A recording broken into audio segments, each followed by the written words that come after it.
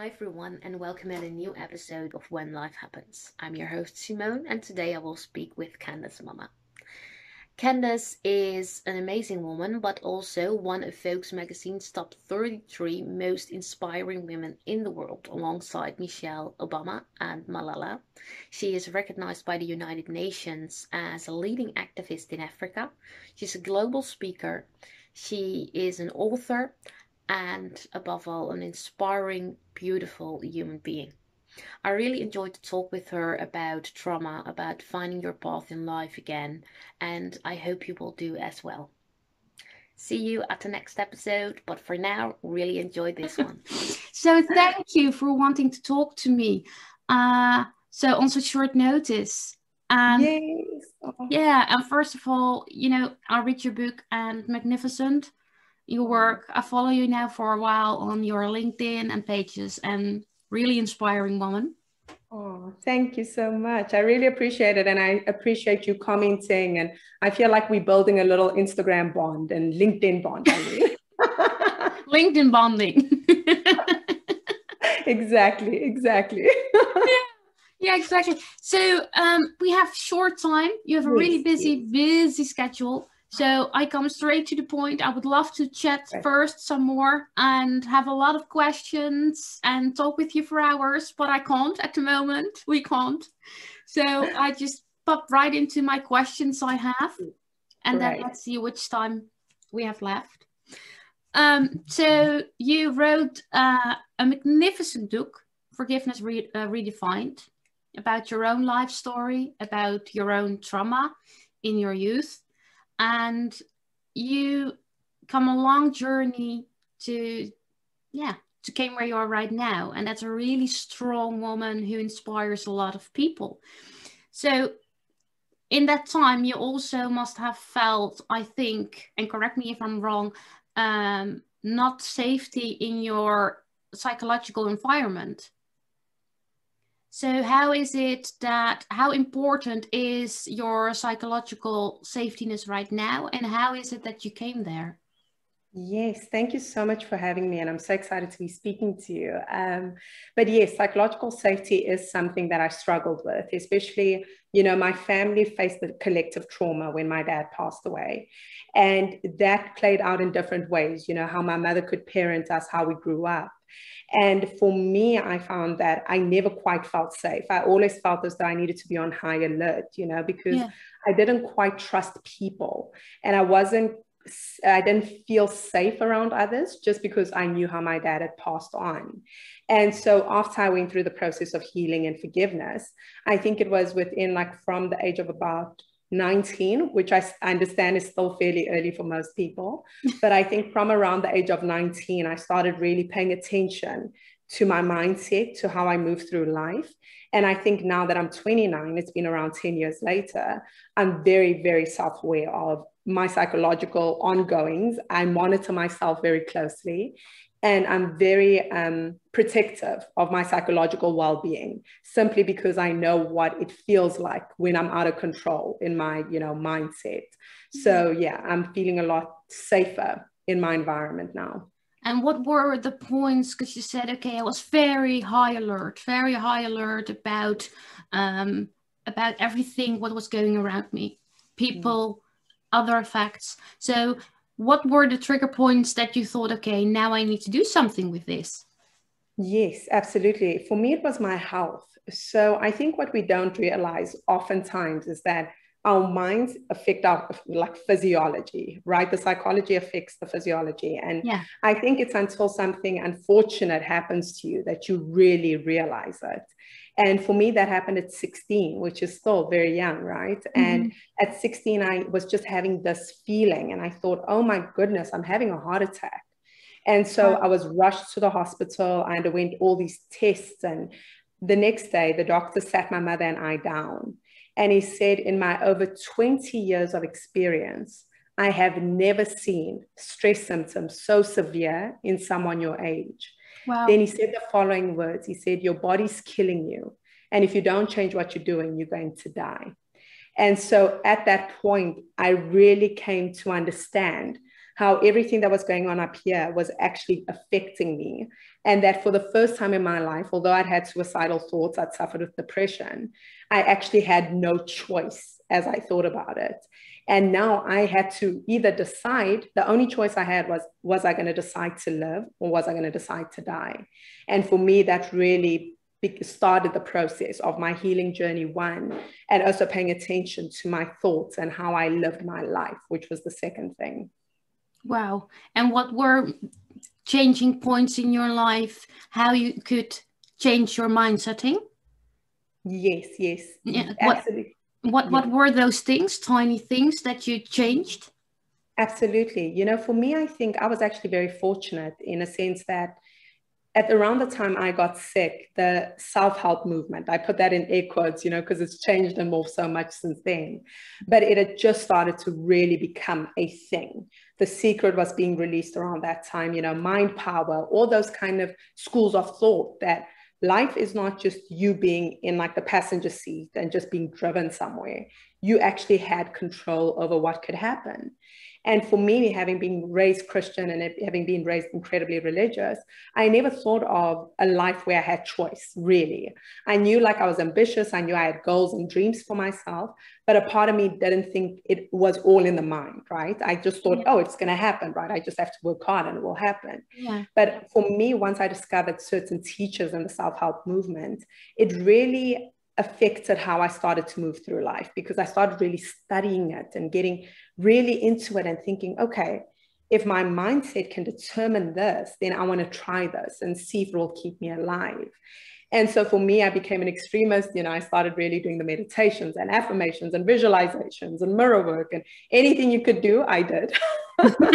And I think, of course, like, you know, as I got older, I realized, you know, the flaws, there were a lot of flaws in the system. But what I'm really grateful for is that it got me started in understanding that my mindset could be shifted. And once I shifted my mindset, I shifted really the way I started looking at my life. And once I started shifting the way I looked at my life, I realized how much more agency and power I actually had to shift, you know, how I was living and the way my body was moving at the time. Wow. And did you got any support of your environment, of your social environment? No, because, you know, something that I find very interesting is when I share my story, you know, people assume that people in my life knew what was happening, but they really didn't. I was a very private person, and in many ways, I mean, you wouldn't say with my career, but I still am. And I know that. No, with your career right now, you wouldn't say that. Exactly. But so a lot of people actually only found out about my personal story when I was 23, and it was in the media. But before that, like, you know, people just thought maybe I was really angry or very depressed, but they just thought it was adolescence. They didn't think anything of it. And even my hospitalization, no one in my friendship circle or social circle knew. It was just myself, my mother, and my brothers. And so I was very private. Because I was always afraid. Well, one thing I really don't like is being termed a victim. I don't like pity. And so for me, I never wanted to be identified as a victim ever. And so I think that's why I kept things to myself. And so I didn't have the support, the traditional support one would think of.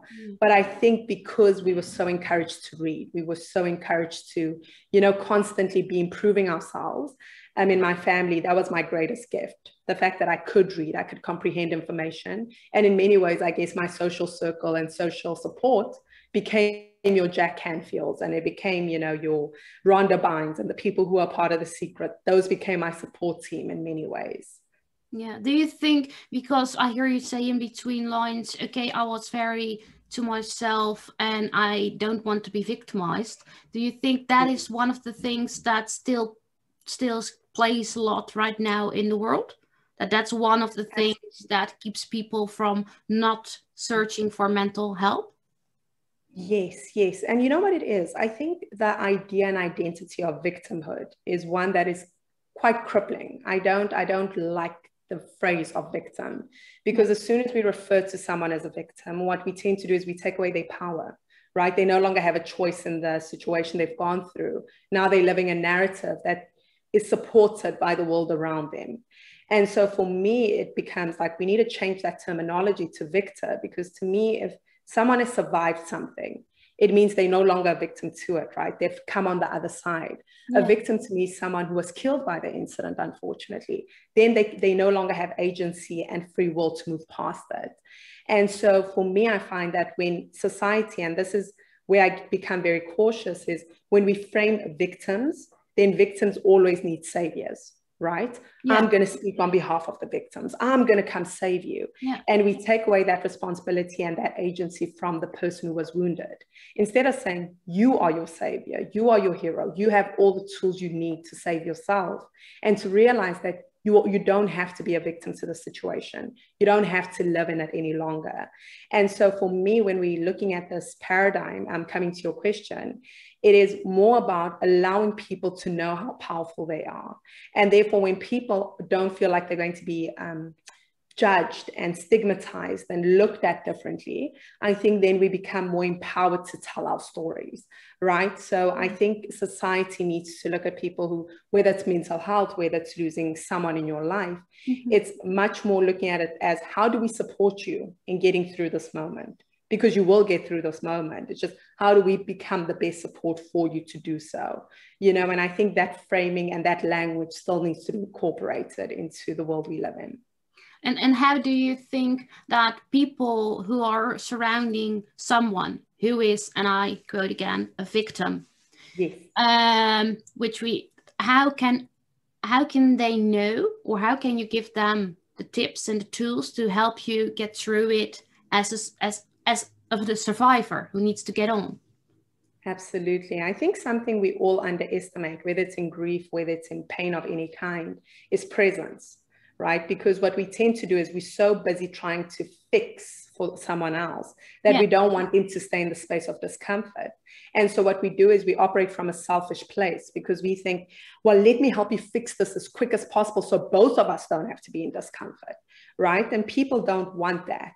And so people don't want to be fixed, and also people don't want to be in an environment of discomfort.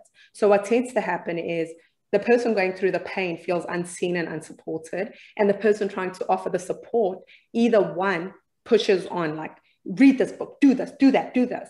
Or they say, I don't want to hang out with this person. Why? I'd rather remove myself because, you know, it makes me too uncomfortable, right? Because I can't fix it. I can't change it. So it's about, when you are stepping into the role of supporting someone, realizing that your role is not to fix them. Your role is not to rush them through the process. Your role is to say, I am here, I am visible, and I am present. And whenever you need me, I will walk with you through this journey. And the person in pain will tell you when they need you. Usually what they just need is, please don't keep speaking about this. That's what they need. They just need a friend who's going to treat them normally. Someone who's going to come around and just sit with them. Someone who's just going to come read with them, or like come watch a television series with them, right? They don't need you to like step into like psychology mode, because they don't need a psychologist in you. They need a friend. And so when they tell you then the next step that I'm really going through this, then you listen. You listen with empathy. You don't offer solutions. You don't tell them, oh, I know someone who went through this and this is how you must fix it. You just say, when you're ready and you want tools, I will give those to you. But for now, I will just listen, and I want you to know that I see you and I hear you. And I think so many times we're not told to do that. We're told to like buy Candice's book on forgiveness really quickly and go and forgive, right? And that is not the best thing to do for people in pain. I think it's being present. And so what I'd say to any human being out there, if you are supporting someone, whether it's through heartbreak, trauma, loss of any kind, is just allow them to know you're present. You send them that text, even if they don't respond. Hey, I just want you to know I love you and I see you. And whenever you need me, I'm a phone call away. Try and call them 2 weeks later and just be like, hey, what do you want to talk about today? You know, just give them that space to be human and to be seen. And I think after they make it through that pain, they will call you and say, you know, those text messages I didn't reply to, you remember the time you came to my house and just had coffee and we just spoke about fashion? Those were the things that got me through that. So yeah, I think that's what more of us should be doing. Yeah. I totally agree with that. So take the pressure away, not give the people that pressure of, okay, go, rush, go to your process, but just stand on the sideline and be supportive. Yeah. And walk with them through the process, you know, so they don't feel alone. in it, yeah. And do you see that now in your environment, that people understand it, that they understand you as the person you are? Oh yeah. I think people understand me because I understand me. And so what I've had to learn in my own process and journey is, sometimes we want from others what we cannot give to ourselves, which is incredibly contradictory, because if you don't know who you are and you don't know what you want, how can anyone else know it? And how can anyone else provide it? Right. So, but if you don't know who you are, so you are in that situation, yes. And where you are, I'm now make it personal for you. So you don't know who you are, what you want in life, or how it's going ahead. What are your tips to people in a similar situation to get to that point of knowing, this is who I am, this is where my strength is, this is what I want in life, this is where I want to go and how I want to walk that road? What are your tips for those people? Absolutely. I think you can't get around spending time with yourself. So many people are trying to run away from themselves, distract themselves, being constantly on social media, watching TV, doing this, doing that, instead of just being alone. Be with you. And I'm not talking about necessarily like, sitting in silence and meditation, but I am speaking about, figure out the things that bring you joy. Pay attention to yourself. Study yourself, right? When you're eating, be aware of what you are eating. Be aware of the food that brings you life and, makes you happy, and the foods that don't. Those are the smallest things. The books you enjoy reading, the books you don't, the music you like, the movies you like, pay attention to yourself the way you would to someone you were dating, someone you were trying to court. Is get to know yourself in that way, because when we get to know ourselves, it's not this process of like, oh my goodness, go and sit in a monastery and just, like figure it out. But it's really getting to pay attention to even triggers. Ooh, when that person said this, it really hurt. Why did it hurt? Sitting with it, writing it down. And so for me, the biggest thing I'd encourage in your like first step and in your first part of this is journal, write. And you don't have to write these extensive essays. What you can write is even in short form, because people be like, I don't have time. So write it in short form. Hey, today I discovered I really love ice cream. This is a song I really enjoyed today. I realized I don't actually like yellow roses. I thought I did because my mother did, and it's small realizations like that. And I think when you realize that you don't need to be fixed because you're not broken, it becomes this huge weight off your shoulders. Yeah. I think that's one of the things you mentioned right now. Sorry that I interrupted you. No, please go on. That you say, okay, I like those roses because my mother did. I think, and I see that a lot with people who form their identity in a way like they're all the people around them. So they take all the people around them, and that's how they form their identity. And at the end of the line, they don't know who they are, what they want, but they only know, okay, I please now my whole environment because they like what I do. Oh, yes. Yeah. Absolutely, Simone. And I think in many ways, like all of us do, right? Because it's survival. It's fitting into your herd. It's a natural thing to do. So natural, right? And so I think it's not about judging that part of ourselves, but also allowing ourselves to redefine who we are, because I think we get so stuck in the models that have been created for us that we forget that we actually are the authors of our own lives. Like you are the lead in your story, I'm the lead in mine.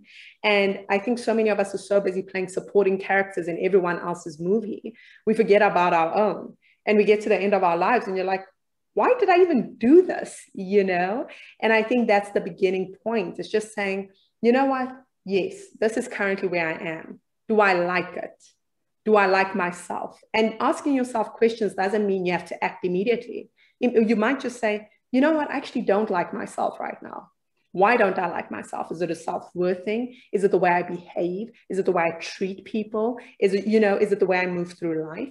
And all of those things can have solutions. All of those things can be amended and changed, right? Yeah. And you can also say, what brings it out in me? And if it's because people trigger you, you need to figure out why those people trigger you and figure out if those are people you should be having in your life as you're moving forward, right? So I think life is really, and defining yourself is really a constant questioning. You have to constantly be curious, not about everyone else and everything else, about yourself. The way you'd be curious about your child, the way you'd be curious about your partner, you have to invest it in yourself. And then I think number 2, which would come into this, and I'll close off, is boundaries. Learn to say no. Learn to say, oh, I'm so sorry, not right now. I cannot do this because you are priority. And I think sometimes what we do is we prioritize everyone else and we forget to prioritize ourselves. And so what I do is like sit down, write down a list of things of these are things I'll definitely say yes to, no to, whether it's in your career, whether it's in your personal life, which how someone treats you is how you treat others. Write down a list of 3 core things that you need in that interaction, 3 things that are non-negotiables for you. So if it's like you're going into dating, you're like, I need someone who respects me and others. I need, someone who values their highest value is loyalty and trust or whatever. And then, another thing is, you can put whatever it is for you, humor, right? Those are the 3 non-negotiables for me, because I'm an individual. As Candice, those are my 3 non-negotiables.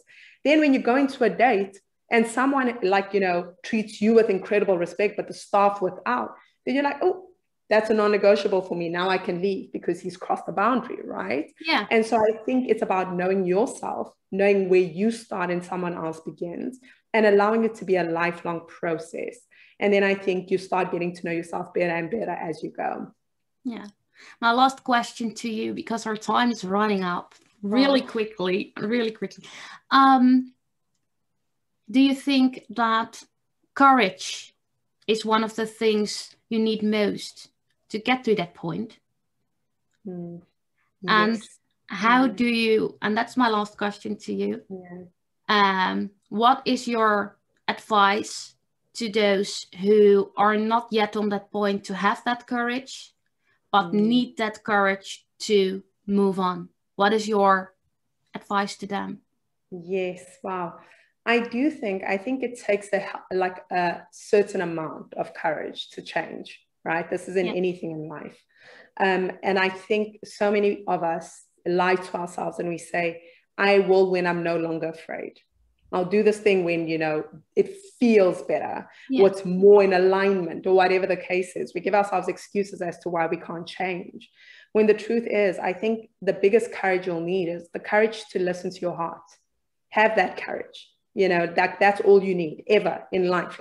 It's about you and your heart. I think it's about really understanding that the universe or whatever you may believe in communicates to you singularly, to your heart, through those intuitive feelings, through that, that feeling that won't leave you alone. Like, oh man, I know I should be living in France, right? I just know it. And you know it in a gut level. You can't explain it with logic. You can't explain it with a mind, but you've lived your whole life being navigated by this internal voice. It's just that you tell yourself what's too big or what's manageable. Usually you don't question that internal voice because you're like, oh, if it tells you to go get water, you're not going to be like, oh my gosh, should I get water? Am I going to drink the water? Right? You just do it. But all of a sudden, right? And when it's something else that you perceive to be big because you've limited your mindset or your environment has told you it's impossible, you're like, no, but if I lived in France, how would I survive it? And would I eat? And And you allow yourself to run in these circles where the truth is that voice hasn't killed you so far. So if it's gotten you to this point, it will get you further. You just need to keep trusting it, because the more you listen to that voice, the louder it gets, the stronger it gets. And then you realize that, oh, life is not actually a dress rehearsal, right? I think we live like we're in a dress rehearsal and we're waiting for our big moment. And the truth is, this is the big moment. Every moment is the big moment, And I think when you learn to prioritize yourself and you say, do I want to live a life that is true to me? Then courage is no longer this big thing. Just start taking small steps, whatever it is for you. Take a small step and do things that frighten you often and fail often, do it, because you know what you start to realize is you don't die. Right? And that's our biggest fear. We're like, oh my gosh, this thing's going to kill me. And what you realize is usually it really doesn't kill you, and you survive. And then you're like, oh, okay, that thing wasn't as hard as I thought because I did it. And then you do it again. And then you do it again and again and again. And then it becomes something you're no longer frightened of. And that's actually what life is. A series of events we think are going to kill us that don't actually kill us, And so that's how we should be moving through life. It's like, Don't try and go out there and do the biggest thing on your wish list or on your soul journey. Start with just taking one step forward. You want to write a book? Don't look at it as like, oh my goodness, and then I've got to don't start at step 100. Start now. Sit down with yourself. Okay, I want to write a book. Now write that down and say, what would that book look like? Write it down. What does that book, what am I trying to communicate? Write it down, right? And then you start off with like an umbrella term of like, this is what this book's going to look like, branch out. Then you start crafting out chapters, and then you just have to write a single paragraph. Then you write 2 paragraphs, 3, 4, 5, 6. Before you know it, you have your 50,000, 60,000 words, And I think anytime we realize when you just bring things down to a manageable step, you realize nothing is actually impossible. Everything is very doable. Yeah. It's just you need to have good, healthy dialogue with yourself. So start off by just being kinder to yourself. So if this was the advice I'd give people, to just start cultivating courage, is change how you speak to yourself. Those thoughts, because I know people will be like, I don't speak to myself. We all speak to ourselves. We speak to ourselves more than we speak to anyone else. Okay. So I think the biggest thing you can start by doing is pay attention to how you speak to yourself. When you're brushing your teeth, are you looking at yourself in the mirror? Are you acknowledging that you are a human being that's present in this moment? Because people are afraid of looking at themselves. I'm brushing my teeth. Look at your eyes. Look into your eyes. You woke up today, And when you start thinking about things, oh, I'm getting old. Don't do that. Don't be mean to yourself. Whenever thoughts run through your mind that you wouldn't say to someone you love, don't say them to yourself. And there's a difference between doing that and saying, oh, but I don't want to be delusional. I don't want to. No, you can acknowledge with kindness if something is wrong, the way you'd acknowledge something is wrong to someone you love.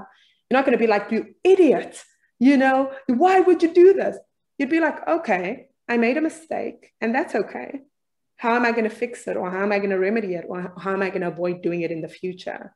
Because when we're negative to ourselves, it's been proven that we repeat the same behavior over and over and over again, because we become so like disgusted with ourselves. We can't help it, right?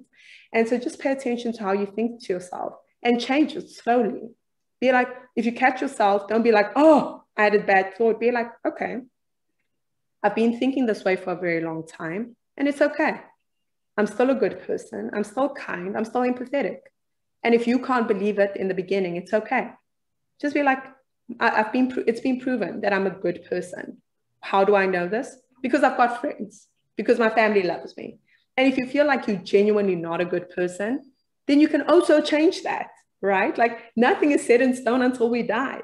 So if you're like, actually, I'm not a good person, then you can be like, okay, why am I not a good person? It's always linked to a story. It's always linked to a trauma. It's always linked to something back. Exactly. I did it to protect myself. I did it because my dad told me. I did this because of this or whatever. Then interrogate that.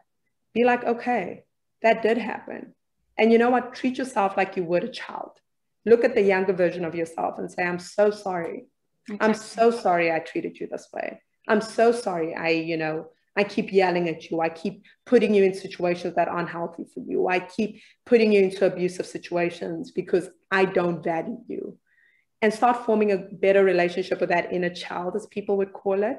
But really treat yourself like you would the younger version of you, or like someone you really love.